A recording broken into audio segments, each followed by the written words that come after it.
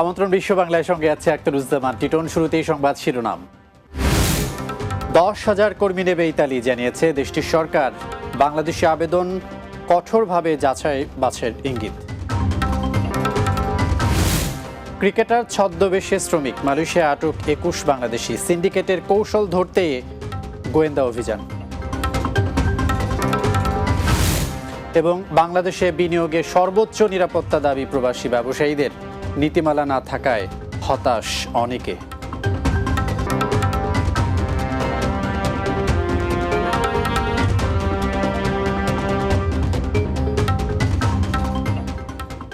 শিরোনাম শুনছিলেন, এবারে বিস্তারিত। প্রবীণ এবং বিশেষ চাহিদা সম্পন্ন ব্যক্তি বা প্রতিবন্ধীদের পরিচর্যার জন্য আগামী বছর আরও 10,000 অভিবাসী কর্মী নিয়োগ দেবে ইতালি। তবে বাংলাদেশ সহ কয়েকটি দেশ থেকে এই ভিসার আবেদন কঠোরভাবে যাচাই বাছাই করা হবে বলে জানিয়েছে কর্তৃপক্ষ। পরিচর্যা কর্মীর ঘাটতি পূরণে অভিবাসন বিষয়ক নতুন একটি প্যাকেজ নিয়েছে দেশটির সরকার। সেই প্যাকেজের আওতায় 2025 সালে অতিরিক্ত 10,000 অভিবাসী কর্মী নিয়োগে ভিসা ইস্যু করা হবে। 2 অক্টোবর এক ডিক্রিতে এই তথ্য জানিয়েছে ইতালির সরকার। অভিবাসন বিষয়ক নতুন এই ডিক্রিতে অভিবাসীদের ভিসা প্রক্রিয়ায় যেন কোনো ধরনের জালিয়াতি বা প্রতারণামূলক কিছু না ঘটে, সেজন্য বিশেষ সুরক্ষা ব্যবস্থাও নিচ্ছে দেশটি। সম্প্রতি ভিসা জালিয়াতি বিষয়ে নিন্দা জানিয়েছেন দেশটির সরকার প্রধান জর্জা মেলোনি জানান, দেশটিতে ইউরোপীয় ইউনিয়নের বাইরে থেকে আসা কর্মীদের সবচেয়ে বড় অংশ আসে বাংলাদেশ থেকে। ইতালির শ্রম ভিসা নিয়ে দুর্নীতির বিরুদ্ধে কঠোর ব্যবস্থা নেওয়ার হুঁশিয়ারি দেন জর্জা মেলোনি। ক্রিকেটারদের ছদ্মবেশে মালয়েশিয়ায় শ্রমিক নিয়ে আসার অভিযোগে একটি সিন্ডিকেটের 3 মূল হোতাসহ 21 বাংলাদেশিকে আটক করেছে ইমিগ্রেশন বিভাগ। দেশটির অভিবাসন বিভাগের মহাপরিচালক দাতুক জাকারিয়া শাবান এক বিবৃতিতে তথ্য জানান। প্রায় 2 সপ্তাহ ধরে পরিচালিত গোয়েন্দা তথ্যের ভিত্তিতে কুয়ালালামপুর চেরাসের নিকটবর্তী তামান মালুরি এলাকায় বিশেষ অভিযান চালিয়ে তাদের আটক করা হয়। বিবৃতিতে আরও জানান, কর্তৃপক্ষের চোখ ফাঁকি দিয়ে সিন্ডিকেটটি বিভিন্ন কৌশল অবলম্বন করে সবাইকে ক্রিকেটারের পোশাক পরিয়ে মালয়েশিয়ায় অনুপ্রবেশ করায়। তাদের জন্য রাজধানীতে হোটেলও বরাদ্দ করে। একই সঙ্গে সিন্ডিকেটটি কর্তৃপক্ষকে দেখানোর জন্য বাংলাদেশে ফেরার জন্য টিকিটও বুক করে বলে জানায়। বাংলাদেশে বিনিয়োগে সর্বোচ্চ নিরাপত্তা চেয়ে অন্তর্বর্তীকালীন সরকারের কাছে দাবি জানিয়েছেন প্রবাসী ব্যবসায়ীরা। নতুন সরকার দায়িত্ব নেওয়ার 2 মাস পার হলেও কোনো নীতিমালা না করায় হতাশ হচ্ছেন বাংলাদেশি ব্যবসায়ীরা। অন্যদিকে ইউরোপের বিভিন্ন দেশে পাসপোর্টের কারণে অবৈধ হয়ে পড়ছেন অনেক বাংলাদেশি। মাহমুদ রুবেলের প্রতিবেদনে বিস্তারিত। বাংলাদেশে অন্তর্বর্তীকালীন সরকার ক্ষমতায় আসার পর থেকেই বিভিন্ন সেক্টরে চলছে সংস্কার, তেমনি আর্থিক খাতগুলোকেও ঢেলে সাজানো হচ্ছে। বাংলাদেশে গত 15 বছরে প্রবাসীদের বিনিয়োগ নিয়ে ছিল প্রশ্নবিদ্ধ। বাংলাদেশের এমন কিছু আবাসন প্রকল্প আছে যেগুলো প্রবাসীদের আস্থা অর্জনে ব্যর্থ হয়েছে। মুখ ফিরিয়ে নেয় অনেক প্রবাসী। প্রবাসীদের এবার পরিবর্তনের পরে ইন্টারিম গভর্নমেন্টে যে প্রবাসীদের নিয়ে সুস্পষ্ট কিছু নীতিমালা থাকবে। ব্যবসায়ীরা চায় তাদের ইনভেস্টমেন্ট সেফ হবে, তারা ভালো টিকে বিনিয়োগ করতে পারবে, তাদের নিরাপত্তা থাকবে বিনিয়োগের।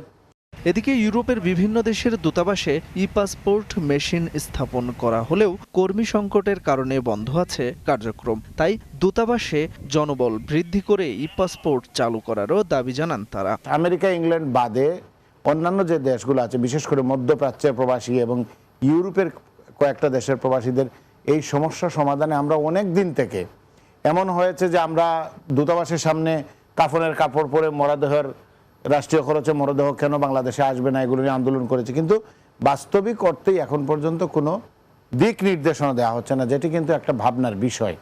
এখনো আমাদের পাসপোর্টের সমস্যাই শেষ হয় নাই।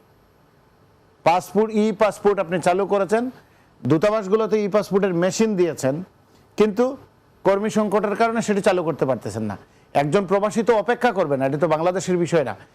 আমি যদি ফ্রান্সের কথা বলি, ফ্রান্সে একটি লোক ই পাসপোর্টের কারণে সে তার বৈধতা হারাচ্ছে।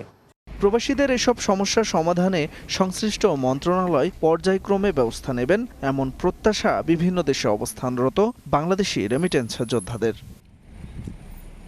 Mahmud Rubel, Bangla TV, news desk. বিশ্ব বাংলা এবার একটা বিরতি, ফিরে আসার পর অন্যান্য খবরের সাথে আরও যা থাকছে। সৌদি আরবের আল জুবাইলে ঘুমন্ত অবস্থায় এক প্রবাসীর মৃত্যু, লেবাননে চিকিৎসাধীন অবস্থায় মারা গেল আরেকজন, মরদেহ দেশে আনার দাবি স্বজনদের।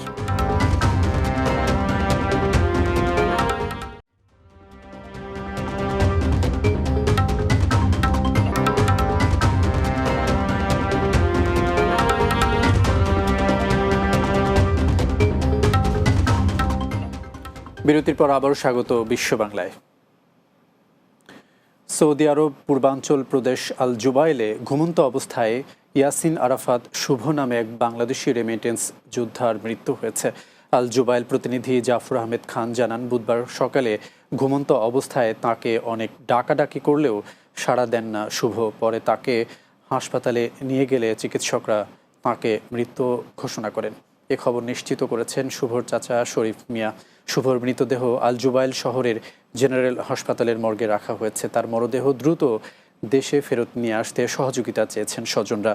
মাত্র 9 মাস আগে জীবিকার তাগিদে সৌদি আরবের আল জুবাইলে এসেছিলেন শুভ। একটি লন্ড্রিতে কর্মরত ছিল শুভ। মৃত শুভ নোয়াখালী জেলার বেগমগঞ্জ উপজেলার একলাসপুর ইউনিয়নের পশ্চিম অনন্তপুর গ্রামের প্রবাসী দুলাল মিয়ার ছেলে। লেবাননের বাবদা এলাকায় রিয়াদ মিয়া নামে এক বাংলাদেশি যুবকের মৃত্যু হয়েছে। তিনি ব্রাহ্মণবাড়িয়ার আশুগঞ্জ উপজেলার বড়তলা গ্রামের লাল মিয়ার ছেলে। স্থানীয় একটি হাসপাতালে চিকিৎসাধীন অবস্থায় তার মৃত্যু হয়। লেবানন থেকে বাবু সাহা জানান, জীবিকার তাগিদে মাত্র 9 মাস আগে লেবাননে যান রিয়াদ। সেখানে একটি রেস্টুরেন্টে কাজ করতেন তিনি। 23 সেপ্টেম্বর সহকর্মীরা কাজ শেষে বাসায় এসে রিয়াদকে মুমূর্ষু অবস্থায় দেখতে পান। পরে হাসপাতালে নিয়ে গেলে চিকিৎসাধীন অবস্থায় গত 3 অক্টোবর রিয়াদের মৃত্যু হয়। বর্তমানে তাঁর মরদেহ হাসপাতালটির হিমঘরে রয়েছে। বাংলাদেশ জাতীয়তাবাদী কেন্দ্রীয় যুবদলের সাবেক সাংগঠনিক সম্পাদক ইসহাক সরকারকে সংবর্ধনা দিয়েছে ব্রাহ্মণবাড়িয়া জেলা যুবদল সৌদি আরব। জেদ্দা প্রতিনিধি সোহেল রানা জানান, সৌদি আরবের ব্রাহ্মণবাড়িয়া জেলা যুবদল সভাপতি মোহাম্মদ জালাল উদ্দিনের সভাপতিত্বে এই আয়োজন করা হয়। সাধারণ সম্পাদক সানাউল্লাহ আপন তাজের সঞ্চালনায় প্রধান বক্তা ছিলেন মামুনুর রশিদ চৌধুরী। বিশেষ অতিথি ছিলেন আমিনুল ইসলাম সাধন, আলহাজ কবির হোসেন, রিয়াজউদ্দিন মাহমুদ ও বকুল হোসেন সহ অনেকে। এ সময় বিএনপি চেয়ারপারসন বেগম খালেদা জিয়ার সুস্থতা কামনায় দোয়া করা হয়। বিএনপির স্থায়ী কমিটির সদস্য ডক্টর খন্দকার মোশাররফ হোসেনের ৭৯তম জন্মদিন পালন করেছে ডক্টর মোশাররফ ফাউন্ডেশন মালয়েশিয়া শাখা। মালয়েশিয়া প্রতিনিধি মোহাম্মদ আরিফুজ্জামান জানান, কুয়ালালামপুরের বুকিত বিনতাং এর একটি অভিজাত রেস্টুরেন্টে এ আয়োজন করা হয়। ফাউন্ডেশনের ভারপ্রাপ্ত সাধারণ সম্পাদক আলিফ সরকারের সভাপতিত্বে অনুষ্ঠান সঞ্চালনা করেন মোশাররফ হোসেন হৃদয়। এতে প্রধান অতিথি ছিলেন ফাউন্ডেশনের সভাপতি ও প্রবাসী ব্যবসায়ী ডক্টর ওয়ালিউল্লাহ জাহিদ।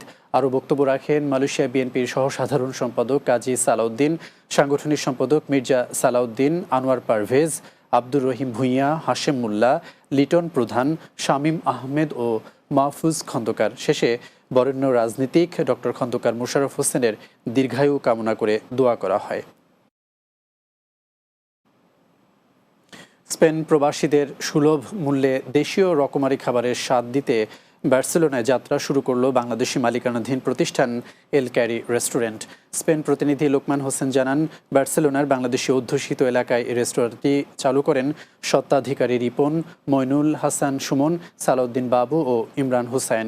উদ্বোধনী অনুষ্ঠানে উপস্থিত ছিলেন স্থানীয় বাংলাদেশ কমিউনিটি সহ বিভিন্ন রাজনৈতিক, সামাজিক, সাংস্কৃতিক ও ব্যবসায়ী সংগঠনের নেতৃবৃন্দ।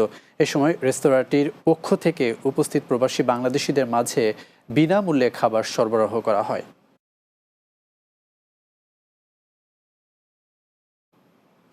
শেষ করব বিশ্ব বাংলা যাওয়ার আগে শিরোনামগুলো আরও একবার। 10,000 কর্মী নেবে ইতালি, জানিয়েছে দেশটির সরকার। বাংলাদেশি আবেদন কঠোরভাবে যাচাই বাছাইয়ের ইঙ্গিত। ক্রিকেটার ছদ্মবেশে শ্রমিক, মালয়েশিয়া আটক 21 বাংলাদেশি, সিন্ডিকেটের কৌশল ধরতেই গোয়েন্দা অভিযান।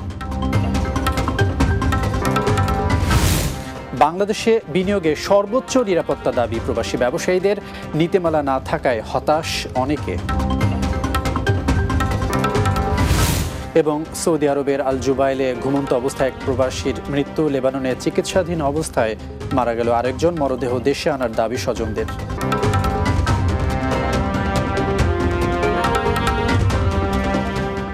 এই ছিল বিশ্ব বাংলার আয়োজন। এখন সঙ্গে থাকার জন্য ধন্যবাদ সবাইকে।